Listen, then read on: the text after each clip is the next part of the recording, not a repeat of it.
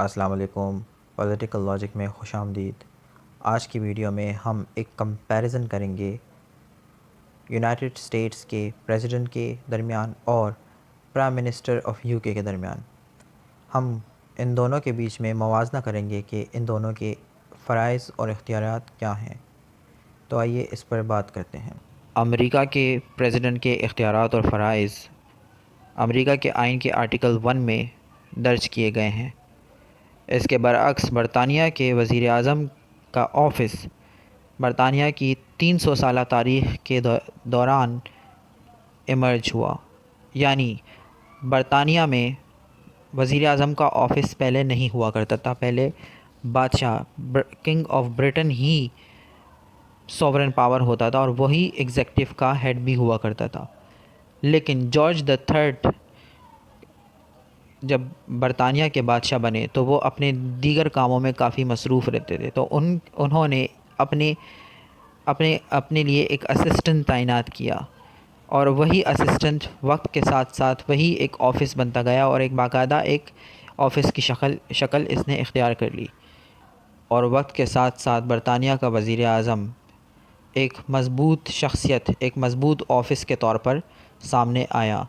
اسی طرح برطانوی آئین کے کنونشنز کے تحت برطانوی وزیر اعظم کو پارلیمنٹ کا ممبر یا پارلیمنٹ کا رکن بننے کی شرط لازمی رکھی گئی، اور اسی طرح یہ آفس مزید مضبوط ہوتا گیا، اور 1911 میں جو پارلیمنٹ سے ایکٹ پاس ہوا، اس کے تحت یہ آفس باقاعدہ طور پر برطانیہ کے آئین کا حصہ بنا، اور برطانوی وزیر اعظم ایک مضبوط ترین شخص یا مضبوط ترین آفس کے طور پر برطانیہ میں ایمرج ہوا۔ بادشاہ یا کنگ کے پاورز مکمل طور پر محدود ہوئے، یعنی ایک سیریمونیل حیثیت رہ گئی تھی۔ امریکہ کے صدر کا انتخاب کچھ یوں ہوتا ہے کہ امریکہ کا صدر الیکٹورل کالج کے تحت اپنے نمائندے پورے ملک میں کھڑے کرتا ہے۔ جب وہ نمائندے جیتتے ہیں تو جتنے زیادہ نمائندے جیتے ہوں گے انہی کے بنیاد پہ امریکہ کا صدر منتخب ہو جاتا ہے، جبکہ برطانیہ میں صورتحال اس کے برعکس ہے۔ برطانیہ میں سب سے پہلے پارلیمنٹ کے ممبرز کا الیکشن ہوتا ہے۔ وہی ممبرز جب الیکٹ ہو کر ہاؤس آف کامن میں آتے ہیں تو وہ اپنا ایک لیڈر چنتے ہیں، پھر اس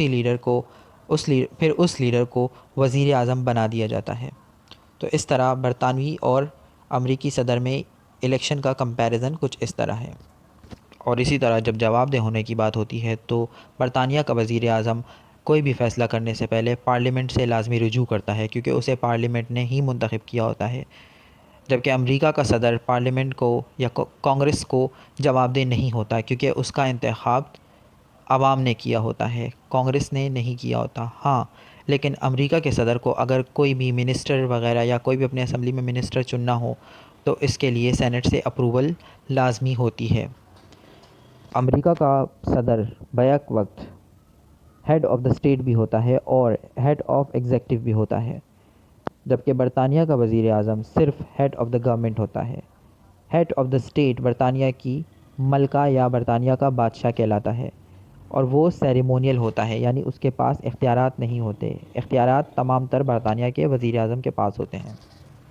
جیسے کہ پہلے ہم نے بتایا کہ امریکہ کا صدر جسے چاہے اپنی کابینہ کا حصہ بنا سکتا ہے، جب تک سینٹ نے اسے اپروول دی ہوتی ہے۔